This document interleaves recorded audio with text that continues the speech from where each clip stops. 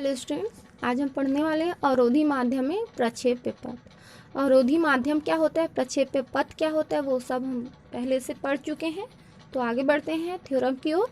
यहाँ पर बोला गया है कि एक कण गुरुत्व के अंतर्गत एक अवरोधी माध्यम जिसका अवरोध m के वेग के बराबर है में क्षैतिज से अल्फा कोण पर u वेग से प्रक्षिप्त किया जाता है, तब कण की गति ज्ञात कीजिए। ठीक है, यहाँ हमारे पास एक समतल है OX और OY। यहाँ इस बिंदु O से कोई पार्टिकल को हम फेंकते हैं तो कुछ समय पश्चात, मान लेते हैं कि t समय पश्चात, कण की जो स्थिति है वो कितनी है, P है। ठीक है, तब ये जो कण है वो OX से कौन सा कोण बनाएगा, अल्फा कोण बनाएगा। और यहाँ इस कण की स्थिति P से जब हम इस पर एक स्पर्श रेखा खींचेंगे तो यह OX के अनुदिश साइन कोण बनाएगा। ठीक है, यहाँ पर कुछ बल कार्य करेंगे, जैसे कि mg ऊर्ध्वाधर नीचे की ओर कार्य करेगा, और यहाँ पे mku है जिसको हम अवरोधी बल कहते हैं, और ये जिस दिशा में कण गति कर रही है उसके विपरीत दिशा में कार्य करेगा। ठीक है, तो देखते हैं थ्योरी। माना कि कण बिंदु O से क्षैतिज से अल्फा कोण पर u वेग से प्रक्षिप्त किया जाता है। माना कि प्रक्षेप बिंदु O मूल बिंदु तथा O से जाने वाली क्षैतिज व ऊर्ध्वाधर रेखाएं क्रमशः क्या है, x अक्ष व y अक्ष। कहने का मतलब ये है कि यहाँ इस बिंदु O से हमको क्षैतिज अक्ष चाहिए और ऊर्ध्वाधर अक्ष चाहिए, क्षैतिज रेखा और ऊर्ध्वाधर रेखा चाहिए। तो क्षैतिज रेखा कौन होगी, OX, और ऊर्ध्वाधर रेखा कौन होगी, OY होगी। ठीक है, माना कि t समय पश्चात कण की स्थिति P ऑफ XY है तथा P पर स्पर्श रेखा x से साइन कोण पर अंतरित होता है। ठीक है, तब कण पर कुछ बल कार्य करेंगे। कण पर क्रियाशील बल निम्न है। पहला बल कण का भार mg ऊर्ध्वाधर नीचे की ओर, और दूसरा बल अवरोधी बल mkv स्पर्श रेखा pt के अनुगत गति की विपरीत दिशा में, ये वाला हिस्सा है ना। देखते हैं आगे। अब यहाँ से हमको दो समीकरण प्राप्त होंगे, एक तो OX के लिए प्राप्त होगा और एक OY के लिए प्राप्त होगा। ठीक है, तो अतः निर्देशांक अक्षों की दिशाओं में गति का समीकरण। तो पहला समीकरण हमारे पास आएगा OX के अनुदिश, तो m into D square x upon में D T square is equal to minus M K V cos sine. ठीक है, दोनों में से m सब्ट्रैक्ट हो जाएंगे तो हमारे पास बचा डी स्क्वायर एक्स अपॉन में D T square is equal to minus K V cos sine. यहाँ v को हम लिख सकते हैं डी एस अपॉन में डी टी, और कॉस साइन को हम लिख सकते हैं डी एक्स अपॉन में डी एस। दोनों वैल्यूज को यहाँ पर पुट कर देते हैं तो हमारे पास आ गया डी स्क्वायर एक्स अपॉन में D T square is equal to minus k into d S upon में D t into d x upon में डी एस। डी एस से डी एस सब्ट्रैक्ट हो गए, हमारे पास बचा डी स्क्वायर एक्स अपॉन में D T square is equal to minus k into d x upon में डी टी। हम इसको इक्वेशन नंबर 1 मान लेते हैं। अब हम ओ वाई के अनुदिश गति का समीकरण देखते हैं। तो यहाँ OY के अनुदिश गति का समीकरण m into D square Y upon में D T square is equal to minus M G minus M K V sine sine. m दोनों में से कॉमन निकल जाएगा और इस m से सब्ट्रैक्ट हो जाएगा, तो हमारे पास बचा डी स्क्वायर वाई अपॉन में D T square is equal to minus g minus k, यहाँ से v की वैल्यू डी एस अपॉन में डी टी इंटू साइन की वैल्यू क्या हो जाएगी, डी वाई अपॉन में डी एस। ठीक है, वापस से डी एस सब्ट्रैक्ट हो जाएंगे तो हमारे पास बचा डी स्क्वायर वाई अपॉन में D T square is equal to minus g minus k into d y upon में डी टी। हम इसको इक्वेशन नंबर 2 दे दिए। समीकरण 1 जो हमारे पास है उसको हम इस तरह से भी लिख सकते हैं, x double dot is equal to minus k into x dot. इस एक्स डॉट को इधर ट्रांसफर कर लेते हैं तो ये हमारे पास आ जाएगा एक्स डबल डॉट अपॉन में x dot is equal to minus k. इसको हम जमा देते हैं अवकलन के फॉर्म में, d by D T log x dot is equal to minus k. क्योंकि हम लॉग एक्स डॉट का अवकलन करेंगे तो वापस से हमको यही वैल्यू मिलेगी।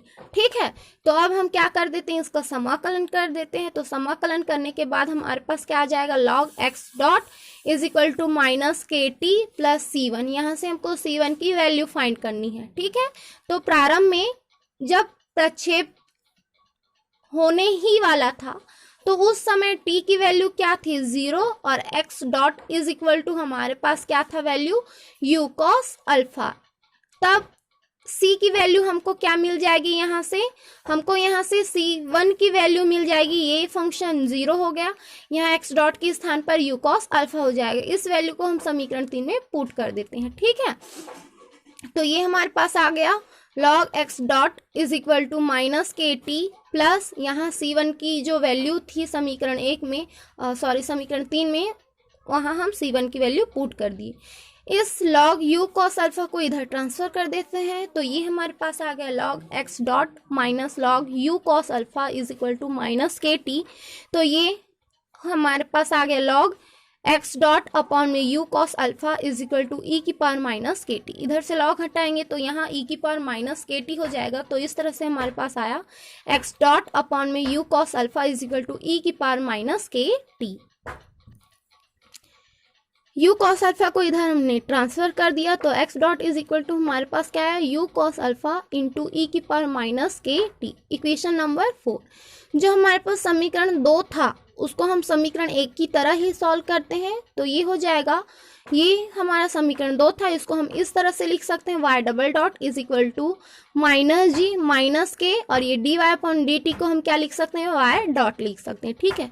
दोनों तरफ k का मल्टीप्लीकेशन कर देते हैं, तो ये हो गया k into y double dot is equal to minus k, minus common निकाल दी हूँ, इंटू में g प्लस के वाई डॉट, ठीक है।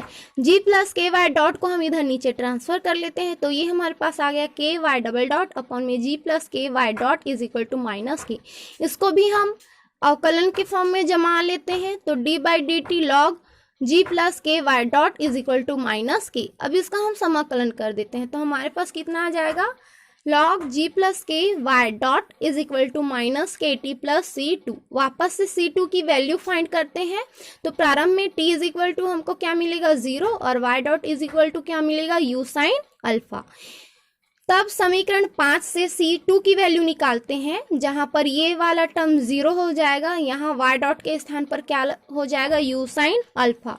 तो ये हमारे पास आ गया log g plus k into u sine alpha is equal to 0 plus c2।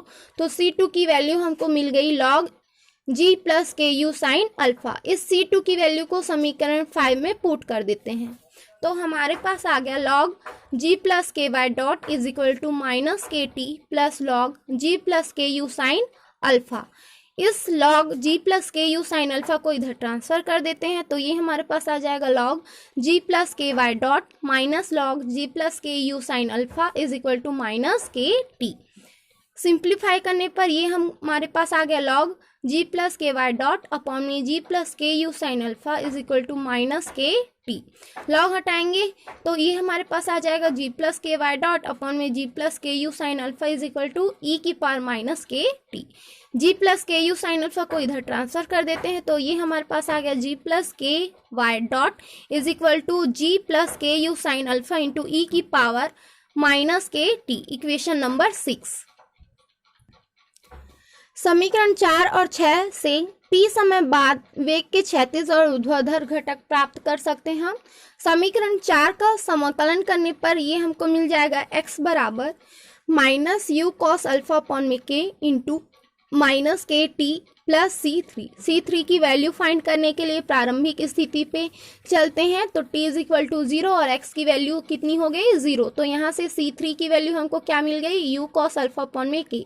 C3 की वैल्यू को इस समीकरण में पुट कर देते हैं, तो ये हमको मिल गया x बराबर minus you cos alpha upon में k इंटू ई की पावर माइनस के T plus you cos alpha upon में k। यहाँ से u cos अल्फा अपॉन में k कॉमन है, बाहर निकाल लेते हैं u cos अल्फा अपॉन में k इंटू 1 माइनस ई की पावर माइनस के टी। Equation number 7। इसी तरह हम इक्वेशन नंबर 6 का समाकलन कर देते हैं, तो हमारे पास आ जाएगा जी टी प्लस के y is equal to minus g plus के यू साइन अल्फा अपॉन में के इंटू में ई की पावर माइनस के टी प्लस C4। वापस से C4 की वैल्यू फाइंड करते हैं, तो प्रारंभिक स्थिति में t बराबर 0 और y बराबर 0, तो C4 की वैल्यू हमको क्या मिल गई g प्लस के यू साइन अल्फा अपॉन में के। इस वैल्यू को इस इक्वेशन में पुट कर देते हैं, तो जी टी प्लस के वाई इज इक्वल टू हमको मिल गया माइनस जी प्लस के यू साइन अल्फा अपॉन में के इंटू माइनस के टी प्लस जी प्लस के यू साइन अल्फा अपॉन में के, जी प्लस के यू साइन अल्फा अपॉन में के कॉमन निकाल लेते हैं तो हमारे पास आ गया जी प्लस के यू साइन अल्फा अपॉन में के इंटू 1 माइनस ई की पावर माइनस के टी, इक्वेशन नंबर 8। यहाँ पर जो समीकरण 7 और 8 हमको मिला है, कण द्वारा टी समय में चली गई दूरी के क्षैतिज ऊर्ध्वाधर घटक प्राप्त होते हैं। अतः ये जो समीकरण है प्रक्षेप पथ की परिमित समीकरण होते हैं। आज के लिए इतना ही। Thank you.